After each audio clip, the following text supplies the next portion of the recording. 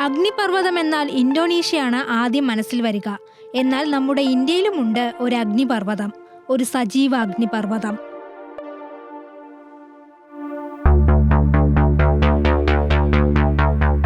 Andaman Nicobar ദ്വീപസമൂഹങ്ങളിൽപ്പെട്ട barren ഐലൻഡിലാണ് അഗ്നിപർവ്വതം ഉള്ളത്. Port Blair നഗരത്തിൽ നിന്ന് 135 കിലോമീറ്റർ വടക്കു കിഴക്കായിട്ടാണ് ഈ ദ്വീപ്. 1787 ആദ്യത്തെ രേഖപ്പെടുത്തപ്പെട്ട അഗ്നിപർവ്വത വിസ്ഫോടനം ഇവിടെ നടന്നത്. 2022 വരെയുള്ള കാലയളവിൽ 10 തവണ അഗ്നിപർവ്വതം പൊട്ടിത്തെറിച്ചു. 1991 സംഭവിച്ച സ്ഫോടനത്തിന് തീവ്രതയേറെയായിരുന്നു. ആൻഡമാൻ നിക്കോബാർ ദ്വീപുകളിൽ നിന്ന് ബോട്ട് മാർഗമാണ് ബാരൻ ഐലൻഡിൽ എത്തിച്ചേരേണ്ടത്. പകൽ സമയത്താണ് ഈ യാത്രകൾ.